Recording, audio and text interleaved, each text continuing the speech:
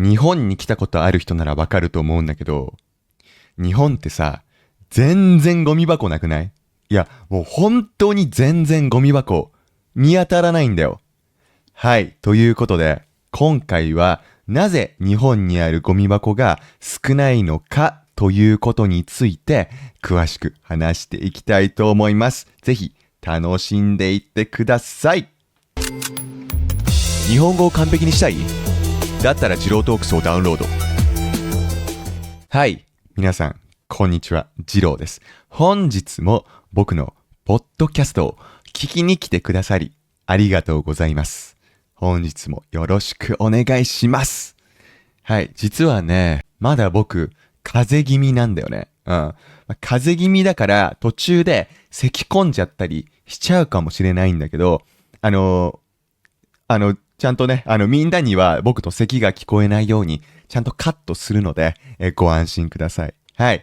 ということで、今回はね、なぜ日本にあるゴミ箱が少ないのかということについて話していくんだけど、なんでだろうね。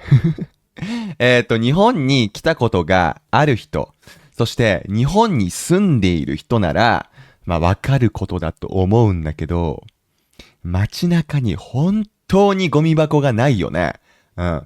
でもね、これって結構最近のことなんじゃないかなって思ってて、だってさ、僕が子供の頃はね、街中に普通にゴミ箱あったと思うんだよ。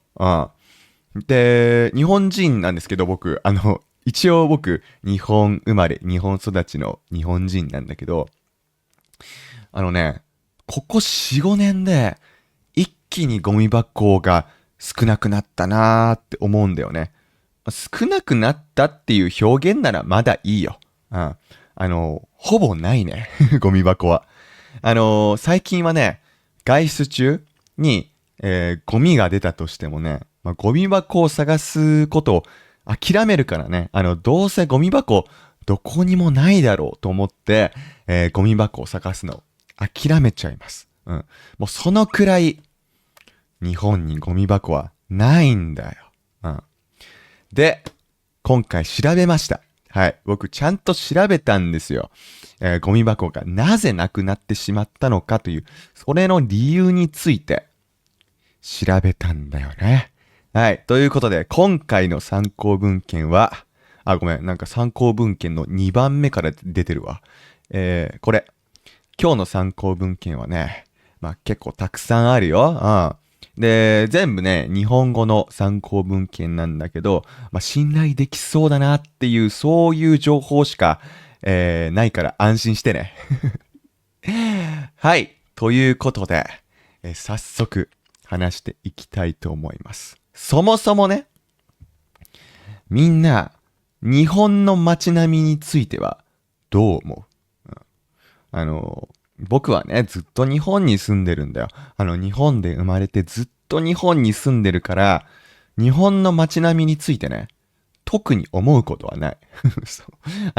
外国に行ったら、この国の街並み素敵だな、ここが日本と違うな、とか思うことあるんだけど、僕の場合はね、ずっと日本に住んでるから、特に、日本の街並みについて思うことはありません。でね、日本の街並みって、比較的ゴミが落ちていなくて綺麗だなって言ってくれる外国の方結構多いんだよ。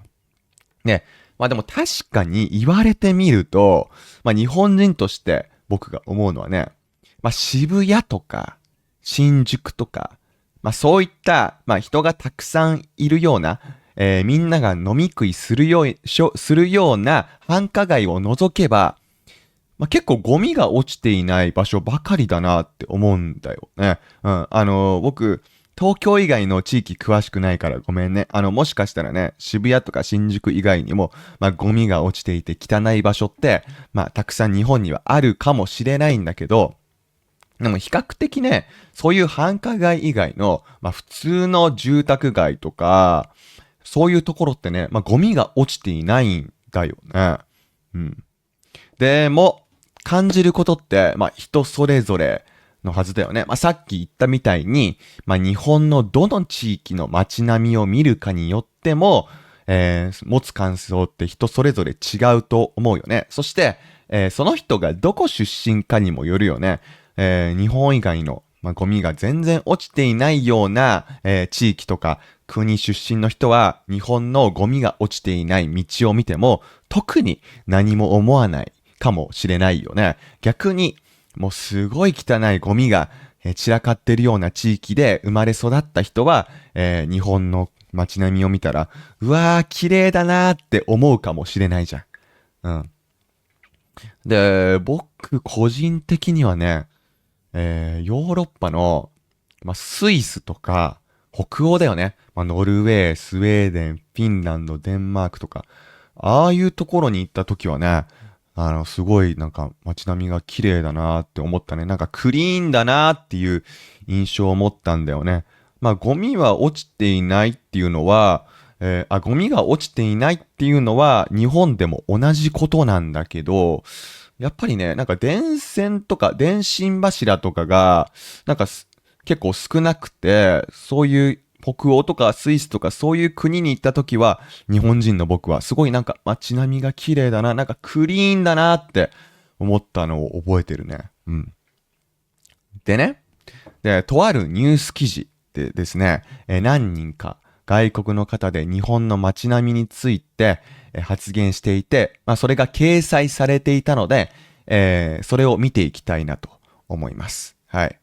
どの記事かというとですね、はい。この記事なんですけれども、はい。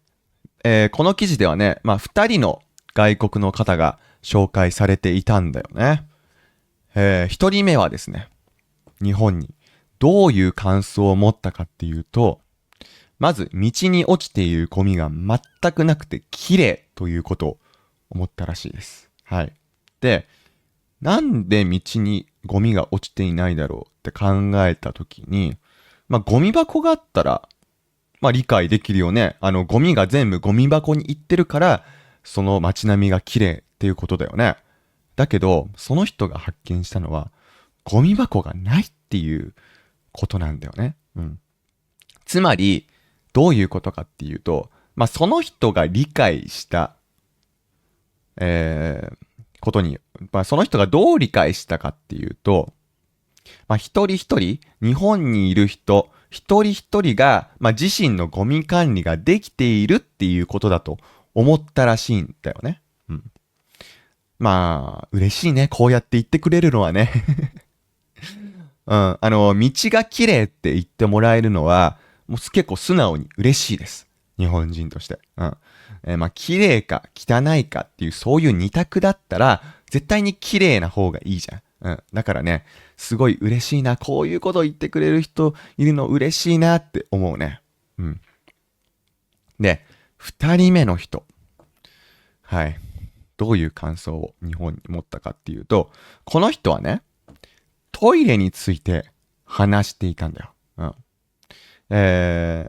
この人はね、母国では使用済みのトイレットペーパーはゴミ箱に捨てるのが普通らしいんだよ。うん。だけど、日本のトイレではトイレットペーパーを流すことができて、そして常にいい匂いがするって言ってたんだよね。うん。これを聞いて思ったのは、いや別にいい匂いがしない臭いトイレも日本にたくさんあるよっていうことだね。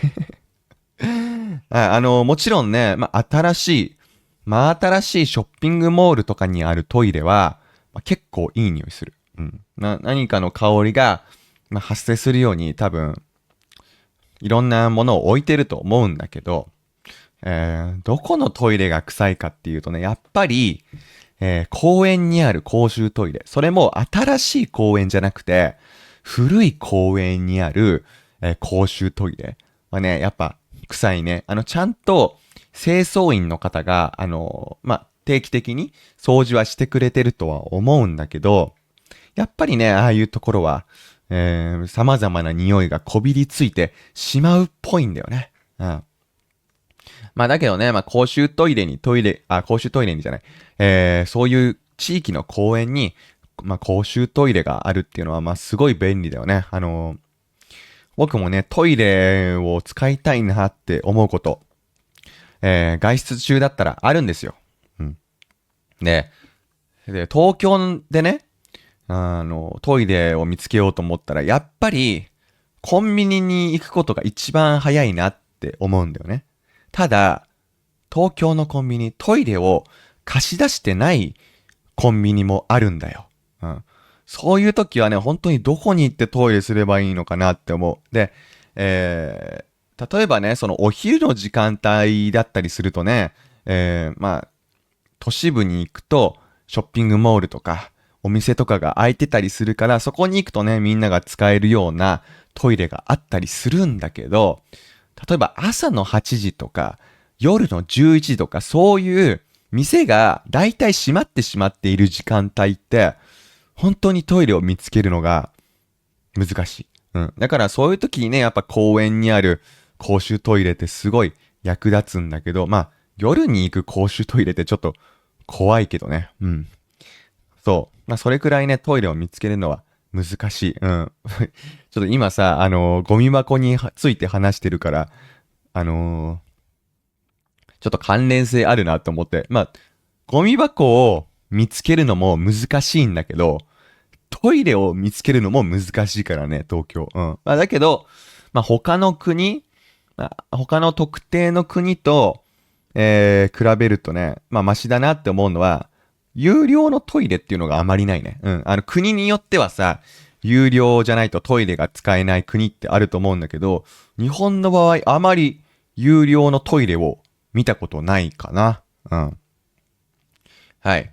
ごめん、ちょっと脱線したんだけど、そう。いい匂いがしないトイレも日本にはたくさんあるって僕は思うんだけど、この人は、日本のトイレはね、すごいいい匂いがするって思ってるみたいだね。うん。で、確かにこの人が言ってるみたいに、トイレットペーパーをね、トイレに流していいか、流しちゃダメかって、確かに国によって違うよね。うん。日本の場合はね、基本的にトイレットペーパーはトイレに流してしまって大丈夫なんだけど、僕もね、海外に行った時に、トイレットペーパーを流しちゃいけないトイレに遭遇することが、よくあるんだよね。で、ここでいつも起きる問題が何かっていうとね、やっぱり日本に住んでると、いつもトイレットペーパーをトイレに流すじゃん。うん。トイレの中に入れるじゃん。だから、いつもの癖で、トイレットペーパー、トイレに流しちゃいそうになるんだよ。うん。結構危なくない？うん。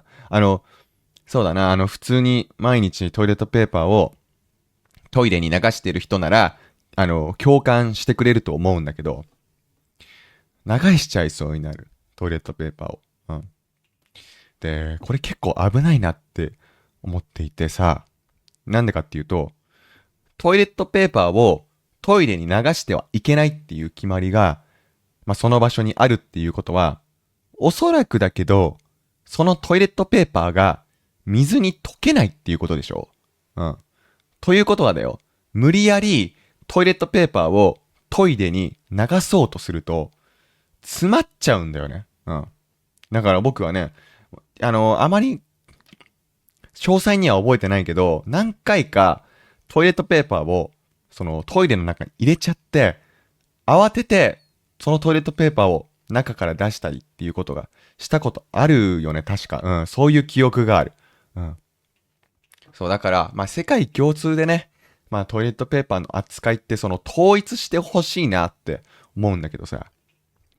そう。で、さっきも言ったみたいに、日本でトイレットペーパーを流すことができないトイレはね、見たことがないね、正直。うん。でも多分どこかにかあるのかな。うん。トイレの問題とか、トイレの技術的な問題っていうよりかは多分だけど、流通しているトイレットペーパーが水に溶けるか溶けないかの問題だと思うんだよね。そのトイレ側の問題ではないんじゃないかなっていうふうに思ってる。どうなんだろうね。うん。じゃあ、なんでゴミ箱がないのっていうことだよね。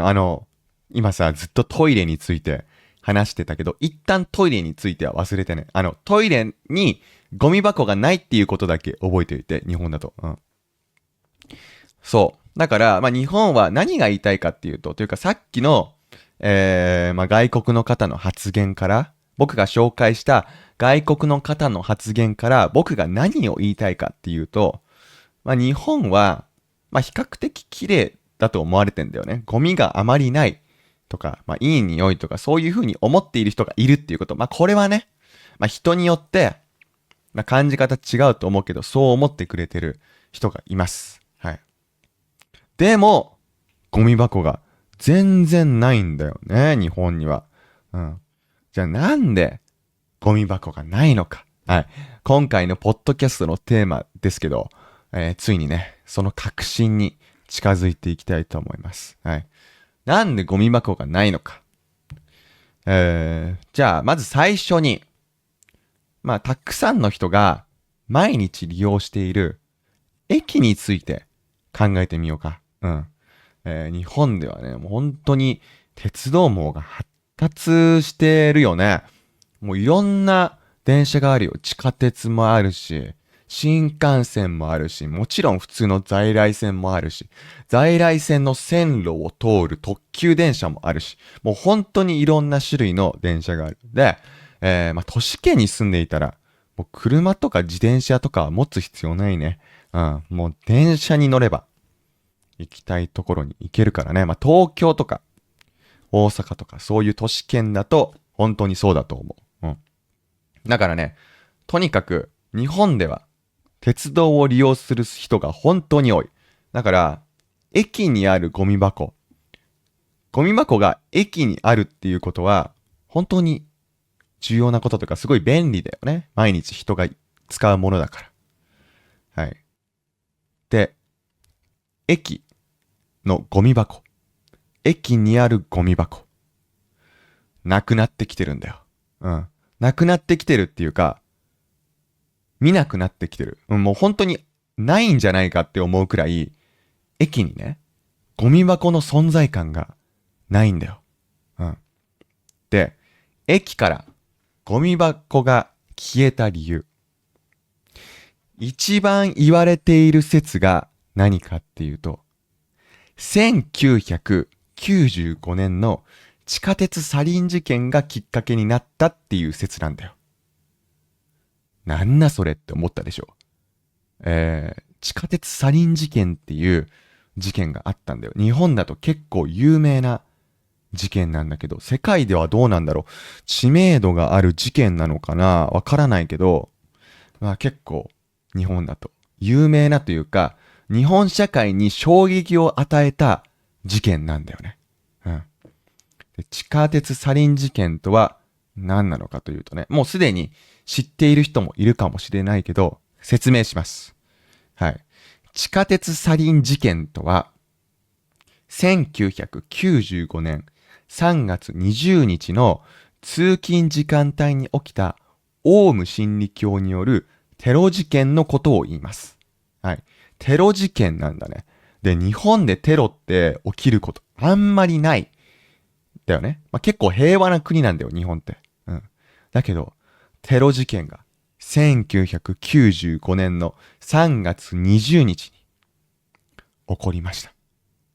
あの、今動画で僕のポッドキャストを見ている人だったら気づいたかもしれないけど、今、20っていう数字を言うときに、なぜか手で7ってやってたね。ごめんね。ジェスチャー間違えたわ。うん。で、オウム真理教が起こしたテロ事件なんだけど、オウム真理教って何かみんな知ってる？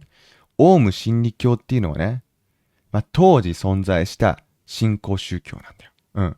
当時すごい数の信者がいた新興宗教で、今はね、オウム真理教自体はもうなくなってるんだよね。その後継団体とかがまだ存在してたりはすると思うんだけど。うん。で、どういうテロだったかっていうとね、東京に来たことある人なら聞いたことある路線の名前かもしれないんだけど、地下鉄丸ノ内線、日比谷線、千代田線、そういう地下鉄があるんだけど、これらの地下鉄の路線で化学兵器のサリンというものが散布されたんだよ。で、多数の一般市民が巻き込まれたんだよね。とてつもない事件とかとんでもない事件だよね。化学兵器が地下鉄内で巻かれたんだよ。で、これはね、日本社会に相当な衝撃を与えましたよ。で、僕の世代はね、もうその実際にその光景を見た人っていうのはいないんだけど、僕の親世代以上の世代だとね、当時のことを鮮明に覚えている日本人はね、結構多いんじゃないかなって思うね。で、実際にね、僕の友達の親でも、サリンが散布された電車の何本か前の電車に乗っていたっていう人もいたし、で、しかも東京の本当に人が多いエリアで、たくさんの人が利用する路線で起きたことだから、本当に衝撃的な出来事だったんだよね。で、ここでテロが起きました。地下鉄サリン事件というテロが起きました。ここで、ゴミ箱を撤去しようって考えた人もいると思うんだよ。なんでかっていうとね、ゴミ箱があると、そこにね、爆弾とかが仕掛けられたりするかもしれない。さっき話した化学兵器とかもゴミ箱に設置されちゃうかもしれない。で、遠隔でそういう化学兵器が散布されてしまうかもしれない。そういう風に考える人が出てきてもおかしくはないよね。で、実際にね、ネット上ではね、今現在駅のゴミ箱が撤去されている。駅にゴミ箱がない理由としてね、この地下鉄サリン事件を挙げる人、本当に多い。地下鉄サリン事件がゴミ箱撤去の原因になったって考える人がすごい多い。でも、それと反してね、地下鉄サリン事件はゴミ箱撤去の直接的な要因ではないって考える人もいるんだよ。で、僕はね、地下鉄サリン事件が起きた当時っていうのは、まだこの世にはいなかった。まだ生まれてなかったんだよね。ただ、ゴミ箱がなくなったのはね、最近のことなんじゃないかって思うわけ。だってさ、僕が子供の頃って、街中にもっとたくさんゴミ箱あったよ。で、さっきも話した通りね、そもそも地下鉄サリン事件ではゴミ箱は使われなかったわけ。どういう風にサリンが散布されたかっていうとね、サリンが含まれた液体が、袋に入れられてたんだよね。で、その袋に、傘とかを使って穴を開けてサリンを散布したって言われてるんだよ。そう。だから、地下鉄サリン事件のサリン散布っていうのは、ゴミ箱は使われなかった。だから、本当にゴミ箱と関係あるのこの事件はって思うわけよ。で、実際にね、こちらの記事ではね、JR や私鉄では徐々に再設置が進み、事件の舞台となった営団地下鉄でも1997年4月1日からゴミ箱が再設置されていますって。この記事では言われてるんだよ。ということは、その当時、地下鉄サリン事件が起きて、ゴミ箱は一旦撤去されたんだけど、その後にゴミ箱は再設置されるようになってったんだね。で、なんでかなって考えたんだけど、やっぱり、ゴミ箱あった方が便利だって考えたのかな。多分再設置する。ゴミ箱を再設置するにあたって多分ね、テロ対策とか他の対策をいろいろしたと思うんだよ。うん。で、テロに対して対策が、準備万端になりましたってなったから、多分ゴミ箱を再設置したと思うんだよね。うん。どこかの記事で見たことがあるんだけど、一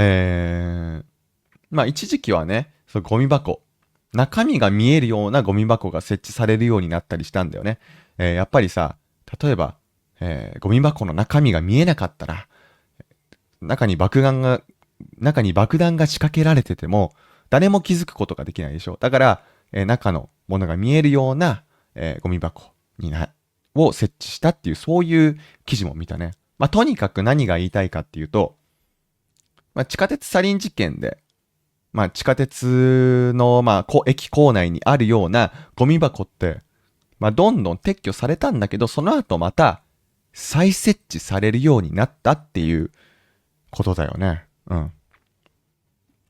で、ちなみにみんなの国でさ、家で出た家庭ゴミ捨てるときってどういう袋に入れんの？うん。日本の場合はね、だいたいちゃんと透明な袋に入れてくださいって決められてるんだよね。で、これは中身が見えるようにするためだね。うん。で、僕の記憶が正しければ、アメリカとかってさ、真っ黒な袋を使ってるんだっけ？うん。そんな感じだったと思う。僕はね、アメリカに行ったことはないんだけど、そういう映像を見たことがある気がするんだよな。どう？みんなの国ではさ、何色のというか、どういう見た目のゴミ袋を使ってるのかな？うん。はい。ということで、この地下鉄サリン事件。ゴミ箱撤去に直接的な要因がない説というのが結構有力なんだけど、地下鉄サリン事件よりもゴミ箱撤去の強いきっかけっていうのがあったんですよ。はい。何だと思いますか？ヨーロッパに住んでる人だったらピンとくるかもしれない。思いつくかもしれない。恥ずかしいことにね、僕はこの事件について全く知らなかった。全然知らなかったんだけど、その事件。もう事件って言っちゃったけど、事件なんだよ。うん。事件が日本の地下鉄とか駅のゴミ箱撤去に影響をもたらしたということなんだけど、それが何の事件かっていうと、マドリード列車爆破テロ事件っていうやつだね。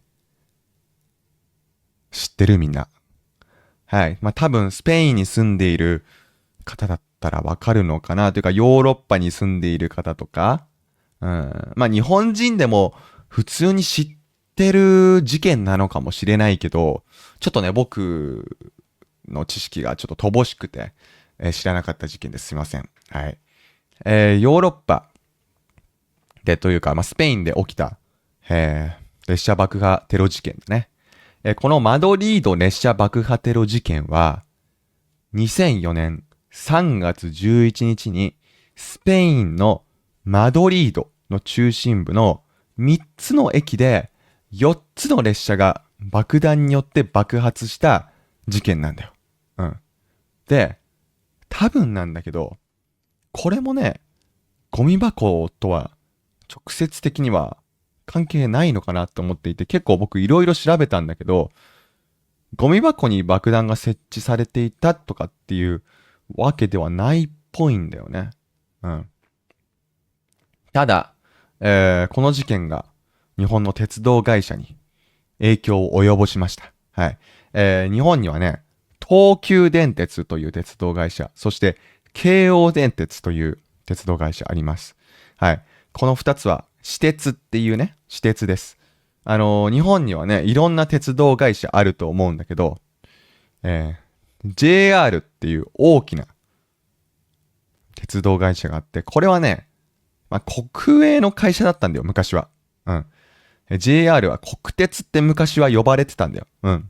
で、国鉄以外の鉄道会社、完全にプライベートな鉄道会社は昔から私鉄って呼ばれてきていて、JR はね、今もう民営化されたんだけど、未だに JR 以外の鉄道会社っていうのは私鉄って呼ばれてるんだよ。で、今紹介した京王電鉄と東急電鉄。この二つは私鉄なんだよね。JR じゃないから。で、この二つ、東京に来たことがある人、そして東京に住んでる人なら知ってる鉄道会社かもしれない。実際にね、東急電鉄とか京王電鉄が走っているエリアって住宅街だから、日本に住んでいる人は、最寄り駅が京王電鉄ですとか、最寄り駅が東急電鉄です。東急電鉄の、駅ですって言う人も結構いるかもしれないと思う。で、この2つの鉄道会社はね、2004年から駅でのゴミ箱撤去を行ったわけなんだよ。で、ビジネスインサイダーという、サイトでですね、こんな発言が、というかこんなことが書かれていました。京王電鉄、2004年3月から全駅撤去。これは東急電鉄も同じだね。で、ゴミ箱の撤去は2004年のマドリード列車爆破テロ事件がきっかけっていうものだね。そう。だからつまり、この東急電鉄と京王電鉄のゴミ箱撤去っていうのは、このスペインのマドリード列車爆破テロ事件が起きたから行われたっていうことなんだよ。で、さっきの地下鉄サリン事件で話したの時、に言及した時、もう話したように、やっぱりゴミ箱があるとそこに爆弾が仕掛けられてしまったりするかもしれないから、それに対応するために、ゴミ箱を撤去したっていうことなんだよ。で、この時、東急電鉄はね、国土交通省と警視庁から協力要請を受けたって言ってるんだよね。その協力要請に応じてゴミ箱を撤去したらしいんだよね。で、国土交通省っていうのは国の機関。で、警視庁は、警察を治めている機関だよね。テロが怖いからゴミ箱ちょっと撤去してくれませんかって、この鉄道会社は言われたっていうことだよね。だからね、この後、東急電鉄とか、京王電鉄は、撤去しっぱなしだからね、マドリード列車爆破テロ事件が駅のゴミ箱撤去にすごい強い影響力を持ったっていうことは確かなんだよ。だけど、日本人はね、ていうか日本人の中には、地下鉄サリン事件がゴミ箱撤去の最大の理由だって、そういう風に考えている人結構多いんだよ。で、これがなんでかなって考えると、僕はね、さっきも言ったように、地下鉄サリン事件が起きた時っていうのは、まだ生まれてなかった。だけど、なんか知ってるんだよ。その事件のことについて。なんでかっていうと、日本でもう何回も何回もそれが取り上げられるからだね。日本のテレビとかメディアで地下鉄サリン事件のことが取り上げられるんだよ。僕が生まれてからもう僕が大人になっても、こういう事件がありましたっていうことが何回も何回もメディアで伝えられるわけ。そうだよね。だって日本でも前代未聞の化学兵器を使ったテロっていうことだから、だからね、こんなことがもう起きないようにしようっていうことで、後世に受け継いでいく、語り継いでいくっていうことはすごい大事なことだと思うんだけど、さっきも言ったように、僕は恥ずかしながらマドリード列車爆破テロ事件のことは知らなかったんだよ。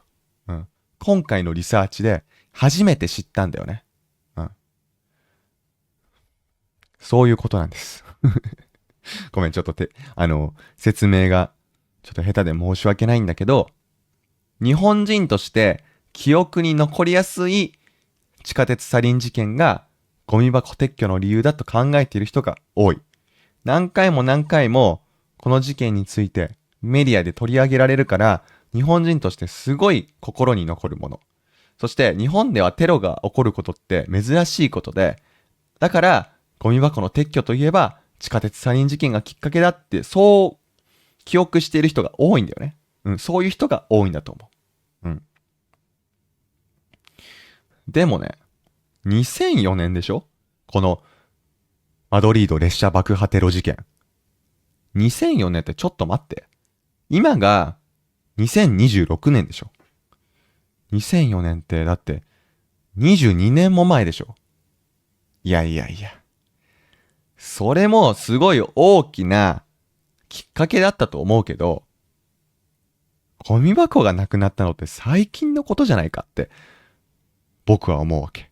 いや、そんな昔からゴミ箱がなくなってたとしたらね、今紹介した駅とか、その街中とか以外にも、ゴミ箱、そうっていうか、日本全体的にね、ゴミ箱が、そんな前から、20年以上も前からなくなっていたとしたら、僕はゴミ箱がなくなったことに気づかないでしょ。いや、もともと日本はゴミ箱がない国だからです。僕はそう思うはずなのに、僕の記憶の中だとね、ゴミ箱が街中から忽然と姿を消したのって、最近のことなんだよ。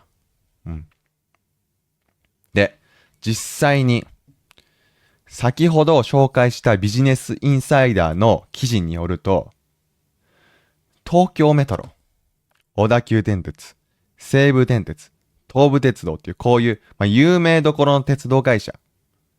この4つの会社が全駅からゴミ箱を撤去したのは2021年から2022年にかけてらしいんだよね。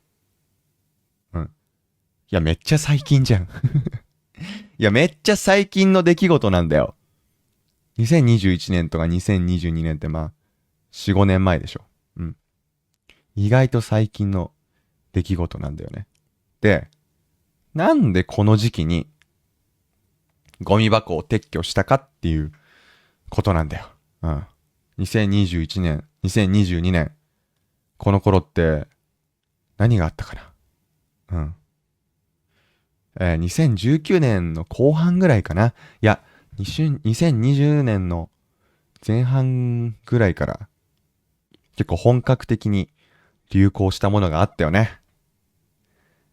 コロナウイルスだね。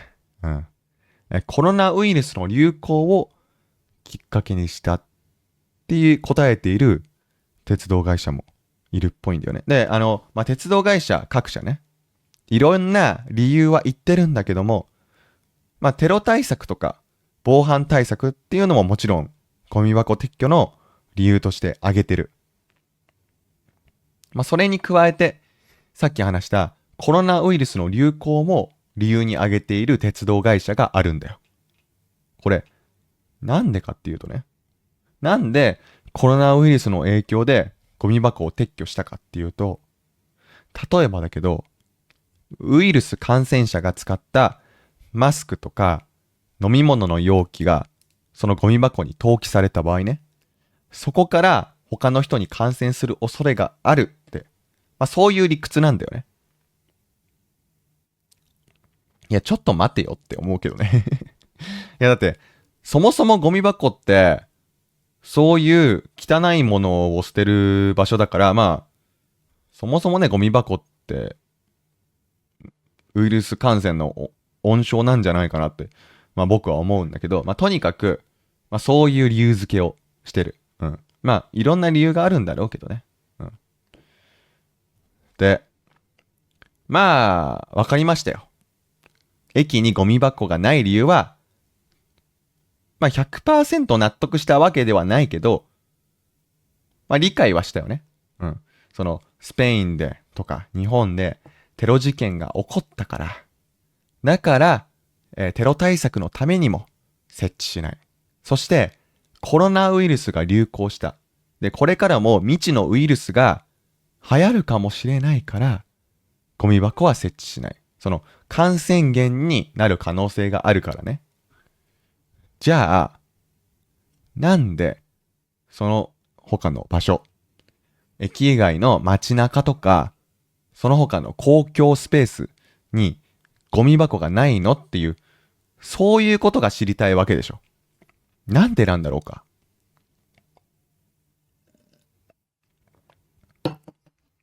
はい。こちらの記事をご覧くださいませ。はい。この記事が指摘していることによるとね、公共のゴミ箱に家庭ゴミが持ち込まれ、ゴミ箱から溢れてカラスが群がるという光景は、当時の多くの自治体で問題になっていました。このような状況に対し、1990年代からゴミ箱を撤去して美化につなげる動きが自治体や企業で見られるようになります。ということらしいね。確かに、ゴミに群がるカラスっていうのは結構見たことがある。僕は。どういうゴミ、どういう様子かっていうと、日本ではというか、海外でもそうだと思うんだけどさ、毎週何曜日にゴミを回収するっていうのが決められてるんだよね。で、ゴミ袋にゴミを入れて、で、そして、回収場所に持っていくっていうのを、毎週やってます、日本人は。だけど、日本にはカラスという鳥がいてですね、もうすごい頭がいい鳥なんだよ。本当に頭がいい鳥。カラスがね、その袋をつついたりして穴を開けて荒らすんだよ。何か食べ物はないかなということで、そのゴミ箱っていうかゴミ袋の中身を地面にね、撒き散らすんだよね。で、そういう家庭から出るゴミ、そのゴミ袋に群がるカラスっていうのも見たことがあるし、あとはね、飲食店によっては、ゴミ箱を、その店の外に設置する飲食店もあるんだよね。で、飲食店から出るゴミなんてさ、そういう動物にとっては、食の宝庫なわけだよね。で、飲食店のゴミ箱なんかが道の脇に置かれてると、それをカラスが荒らしているっていう、そういう光景をね、正直、よく見る。で、カラスはね、人間みたいに、この街をきれいに保とうとか、そういう意識が全くないわけじゃん。だから、カラスって、ゴミを、荒らしたらね、ゴミを撒き散らしたら、そのまんまにするわけ。だから、その光景が汚くなる。道にゴミが散乱する。あと、さっきの記事で言及されていたのは、家庭ゴミの持ち込みだよね。それも結構容易に想像できるな。自分でね、さっきも言ったみたいに、自分の家で出たゴミって、ゴミ袋に入れて、毎週のね、決められた曜日に捨てに行くわけ。その回収場所に行くわけ。それがめんどくさくて、家庭ゴミを公共のゴミ箱に捨ててしまうっていう、その気持ちもわかる。で、そういうことも起きるんだろうなっていうのは、結構簡単に想像できるね。で、そういうこともあってね、ゴミ箱がゴミを呼ぶ状況になってしまってるっぽいんだよ。ということは、いっそのこと、ゴミ箱がない方がいいっていう、そういう考え方が広まってくるのも理解できるよね。で、あとね、やっぱり、ゴミ箱設置って、結構コストがかかるっぽいんだよね。いろいろ費用がかかりますよ。まず、ゴミ箱を設置する費用。ゴミ箱の中のゴミを回収する費用。ゴミを輸送する費用。ゴミを分別する費用。そうだよね。ゴミ箱をまず設置するってなったら、例えば自治体で公園にゴミ箱を設置しますってなったら、自治体がゴミ箱を買わなきゃいけない。で、ゴミ箱を設置する人件費がかかる。で、そこにゴミが溜まるから、回収しやすいようになんかゴミ袋かなんかも設置する必要がある。で、そのゴミが溜まってきたら、ゴミを回収して輸送する費用もかかる。で、それに人件費もかかってるし、燃料代もかかってる。で、ちゃんと分別しているかなんてわかんないじゃん。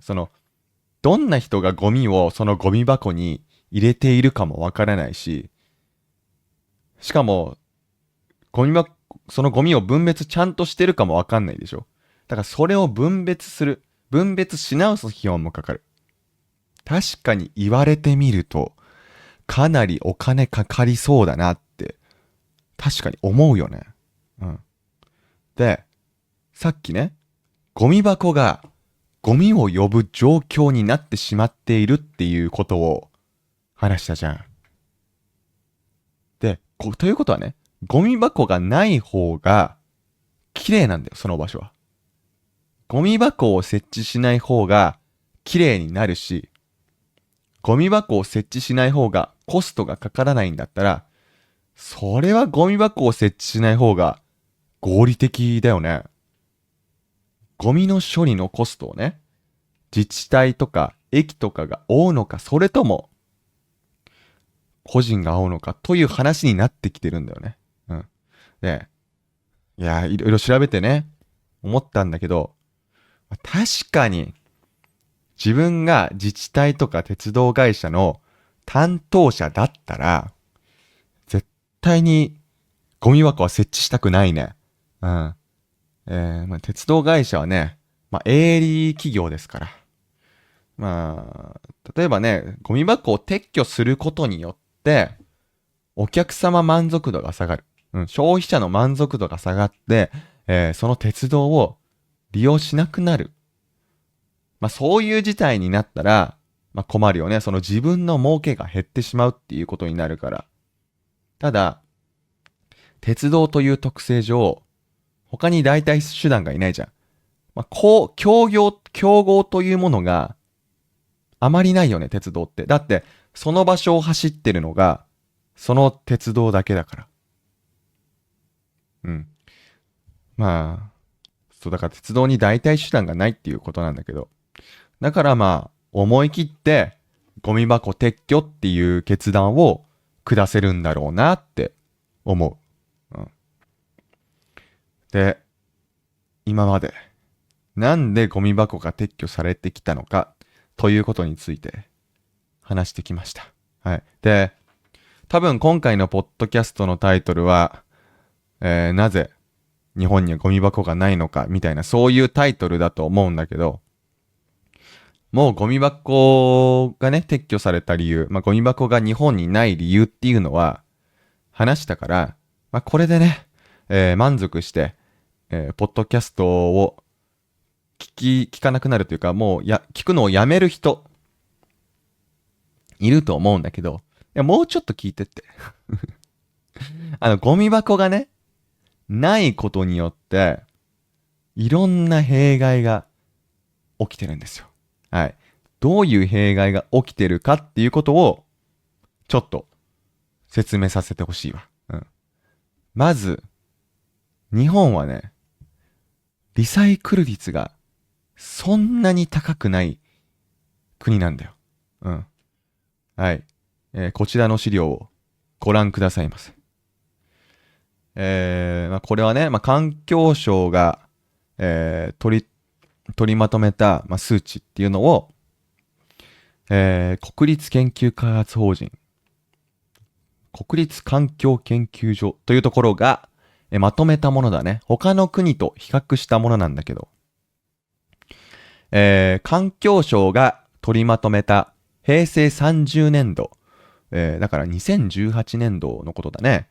その時期のゴミのリサイクル率は 19.9% で、EU 加盟国のリサイクル率を比べると、EU 加盟国のリサイクル率と比べると、実はかなり低い方らしいんだよね。うん。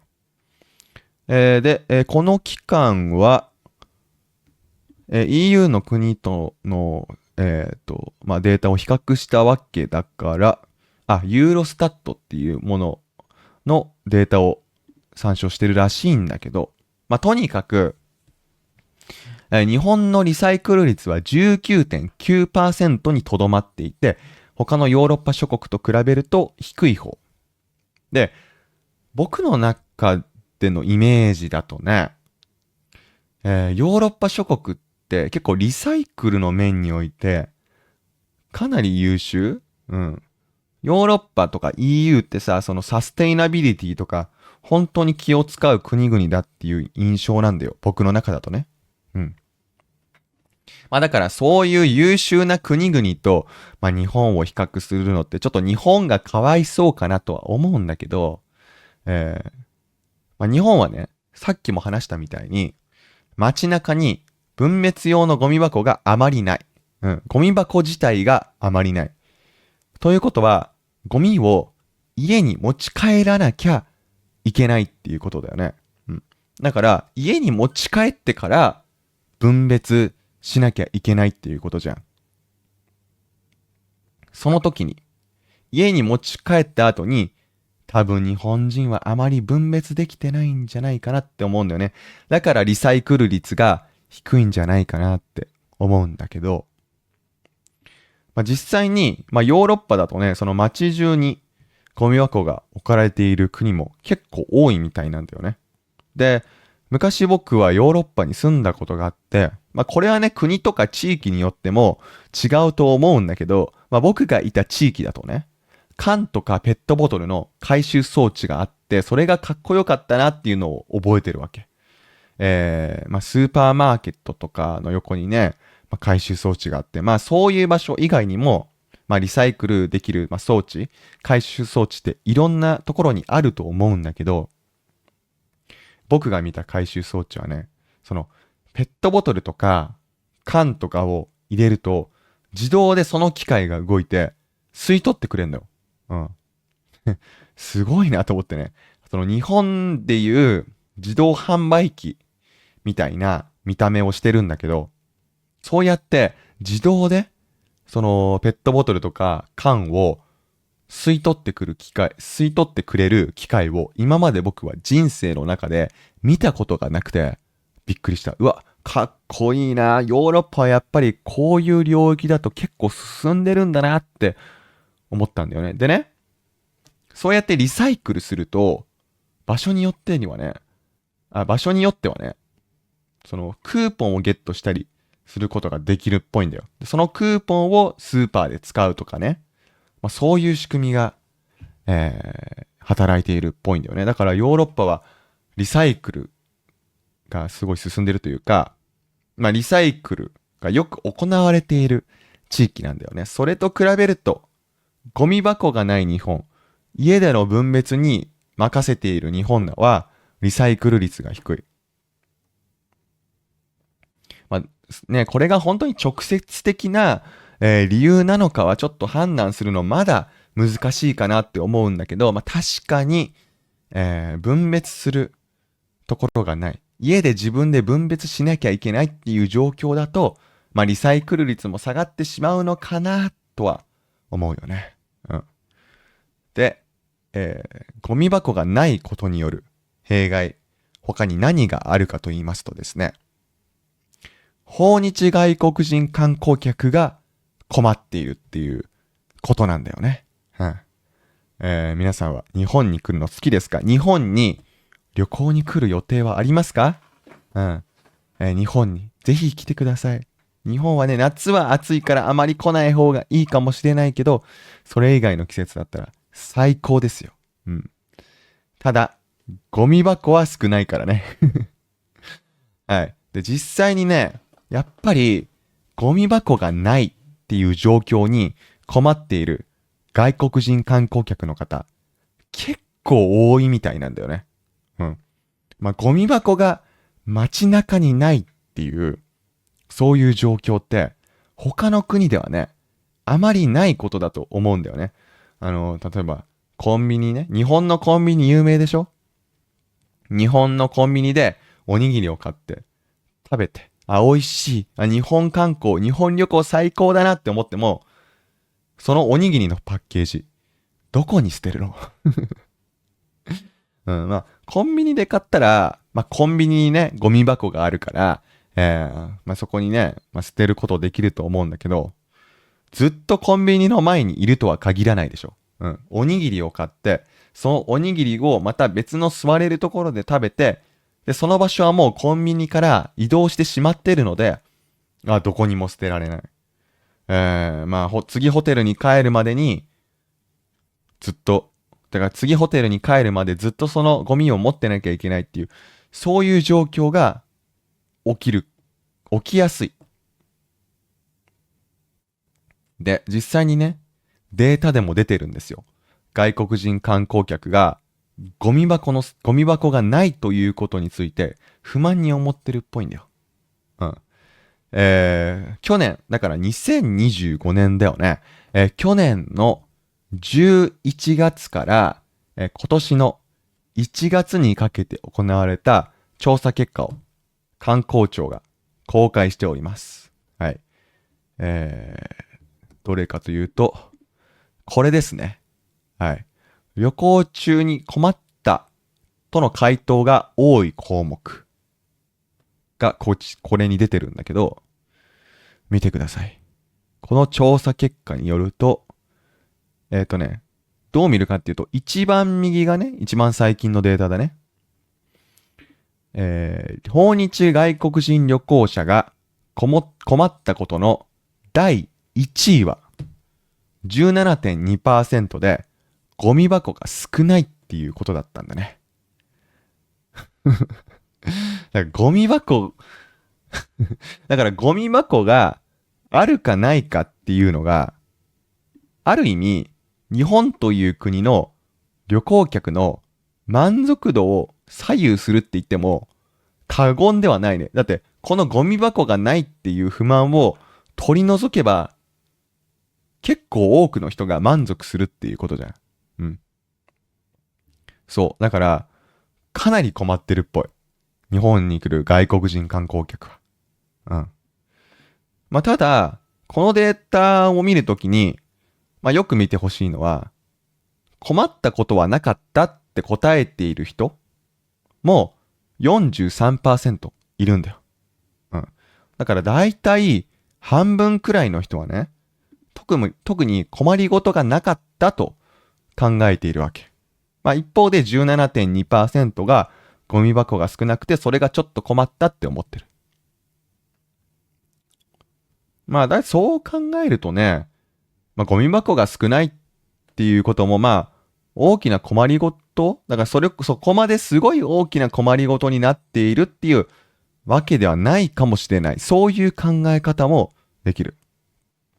で、あとね、ちゃんと見てほしいのは、ゴミ箱の少なさに困ったって答える外国人の数、これを見るとさ、年々減ってってるんだよ。一番左が令和5年度だから、2023年か。ごめん、ちょっとね、難しいんだよね、変換するのが。そう。だから30.1% がゴミ箱が少なくて困ったって考えていたところから、2024年は 21.9% まで下がって、でそして、去年は 17.2% まで下がった。だから依然として、ゴミ箱が街中に少ないっていうことは、訪日外国人観光客の中では、依然として、日本で不満に思うこと、日本で困ることの一つで、一番困ることとして挙げられてるんだけど、それを不満に思う人の数は減ってってる。それを不満に思う人の割合は減っていってるっぽいんだよ。うん。なんで減ったんだろうね。うん。なんで減ったんだろうなって考えると、でも僕の体感としてはね、街中のゴミ箱が増えたとは思えないんだよ。うん。依然として街中のゴミ箱って少ないままというかもう全然ない。うん。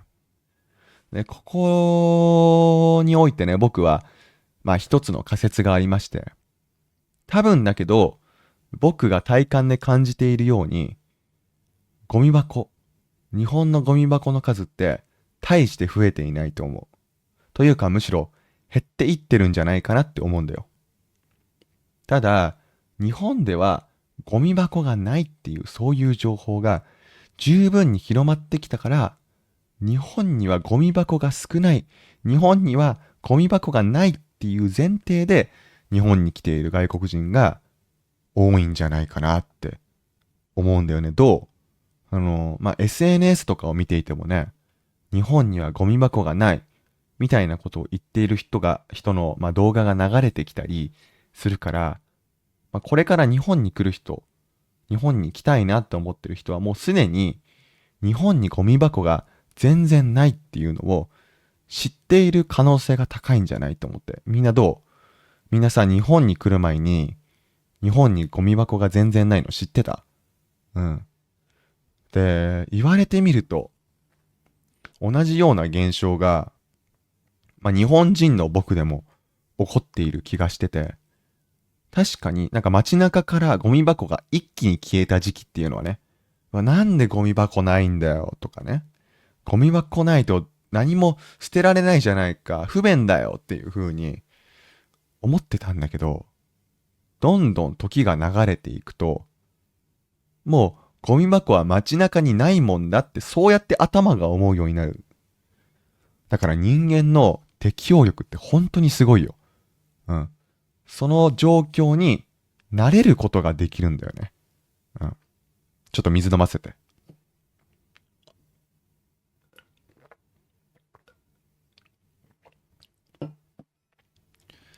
そう。だから、コンビニでね、何か食べたいものがあるとするよ。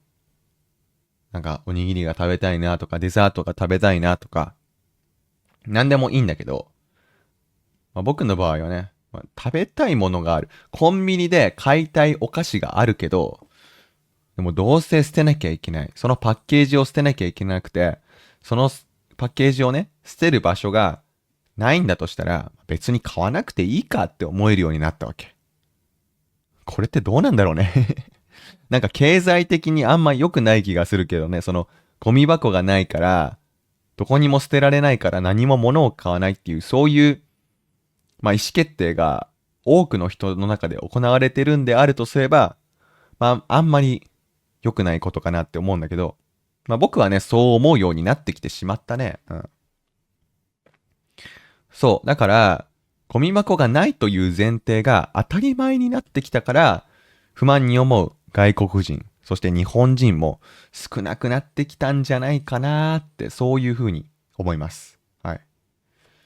で、ゴミ箱がないとね、どういうことが起きるでしょうか。ゴミ箱がないとどういうことが起きるか、どういう悪いことが起きるか。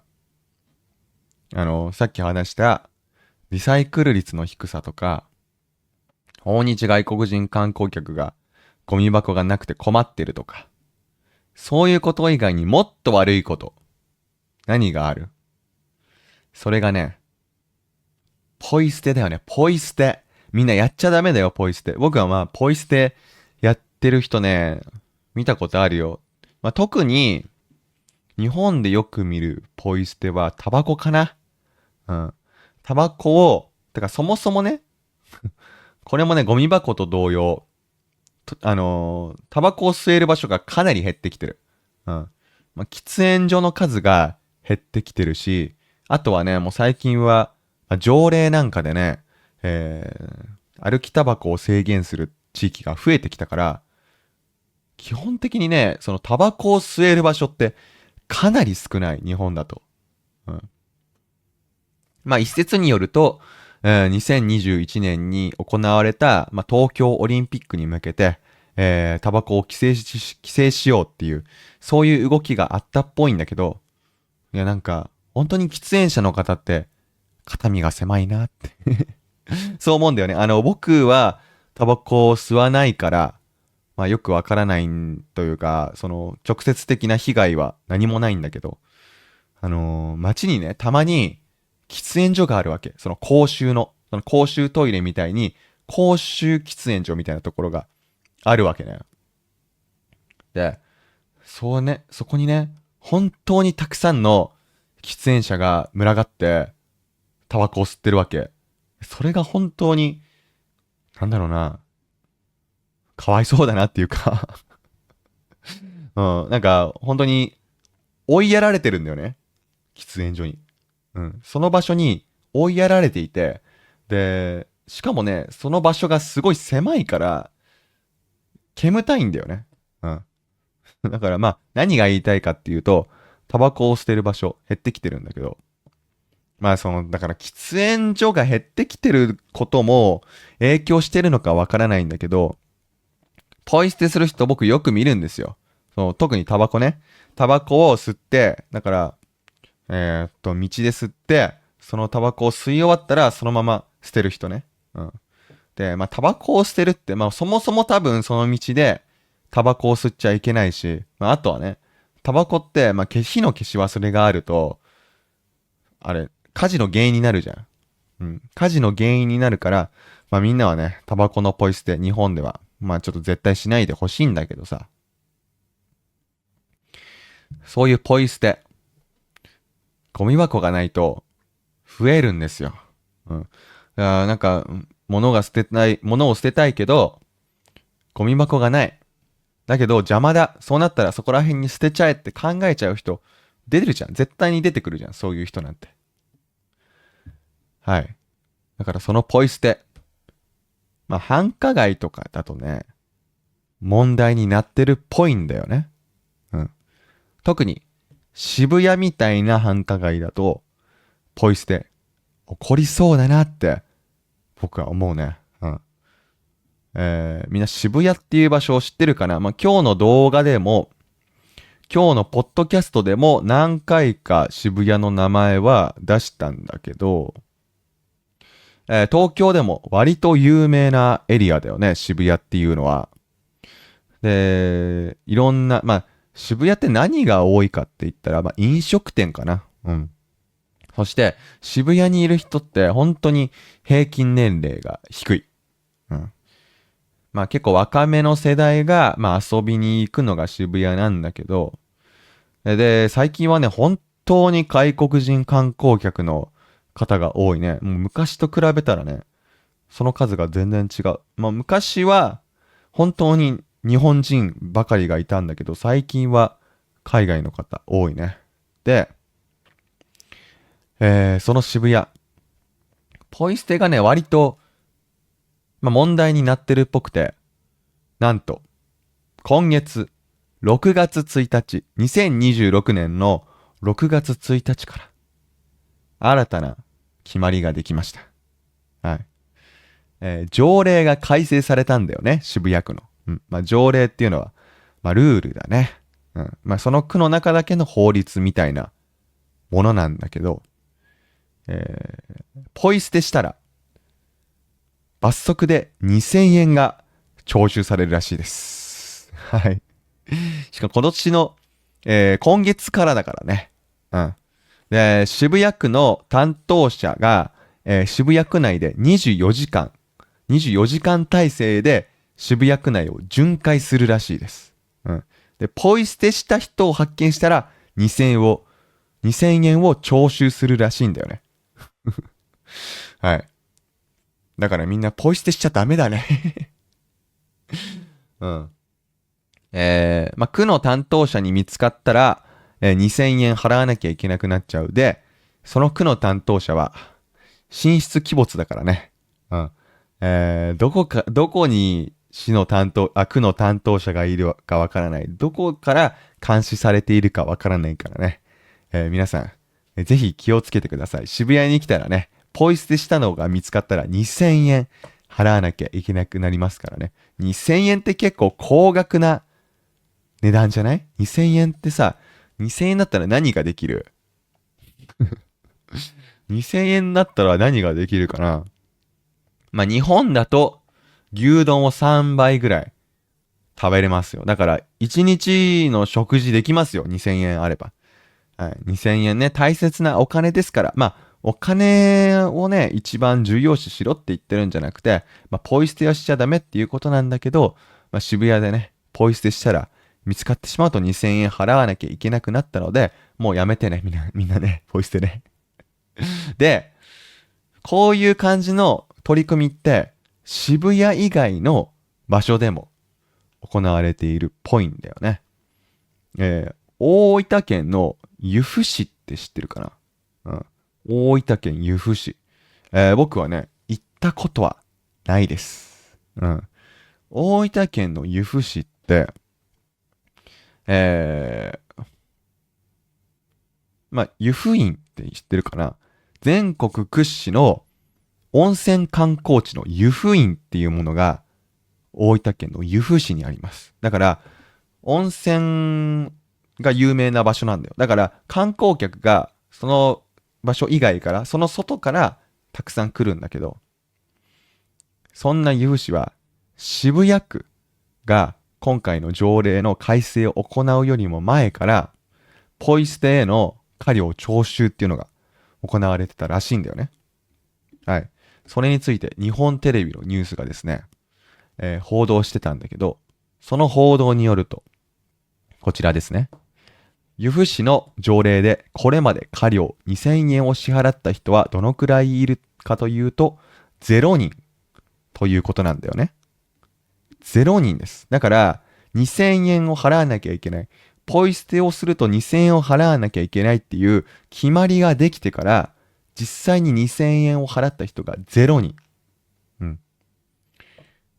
ということは、罰金罰金って読むのかな？そういう過料は払ってる人一人もいないんだけど、その決まり、そのルール自体が力を発揮したっていうことだよね。ポイ捨ての状況が改善されているらしいので。うん、だから、こういう決まりを作るだけでも力を発揮される、効果はあるっていうことがわかると思う。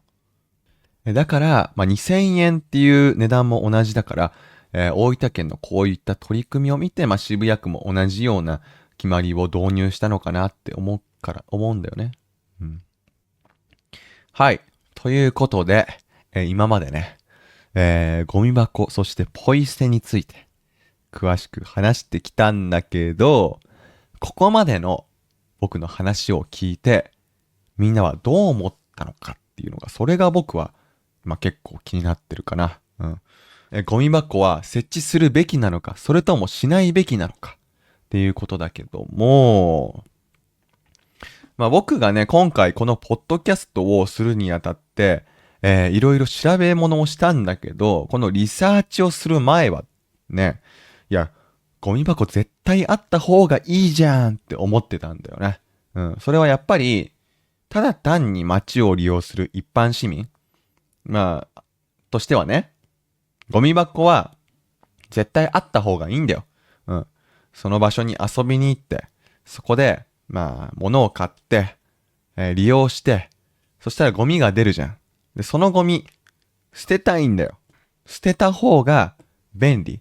だって、持ち歩かなくていいから。うん。僕はね、もともと手ぶらで歩くのが大好き。カバン自体持ちたくない。極力ね。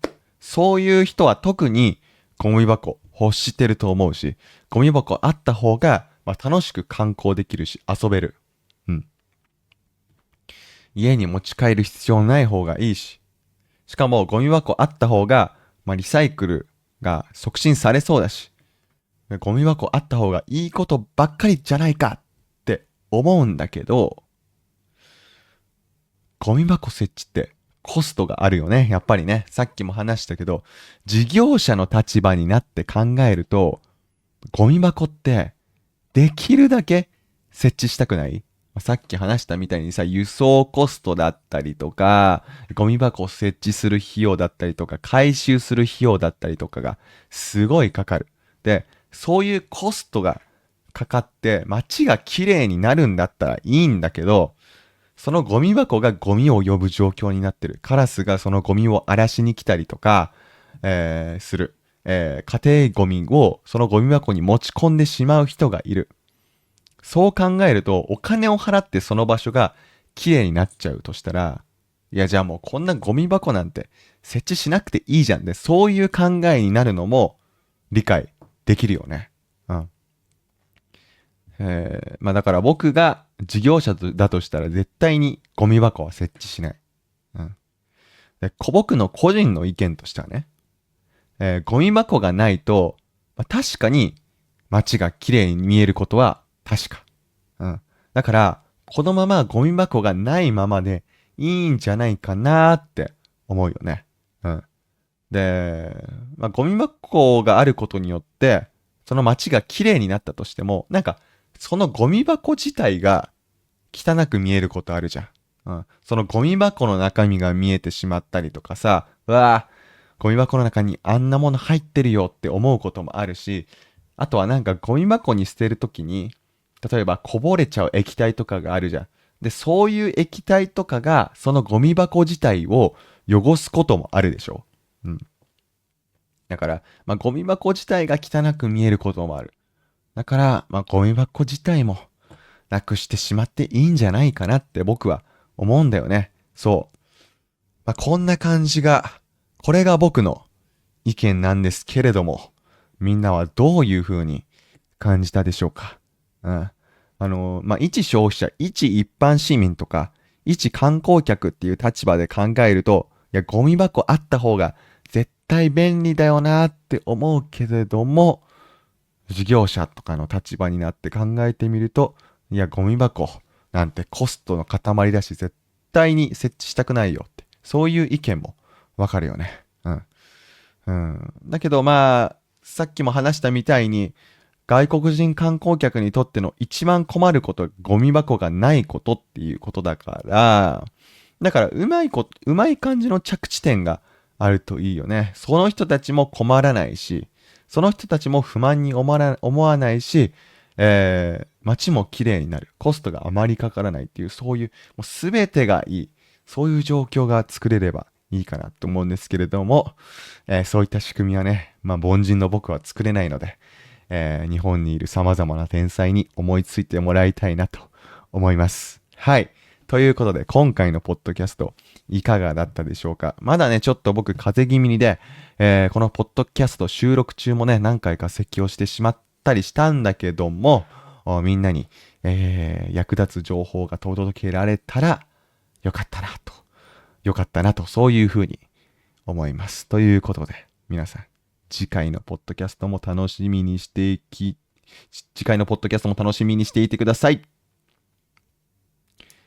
バイバーイ。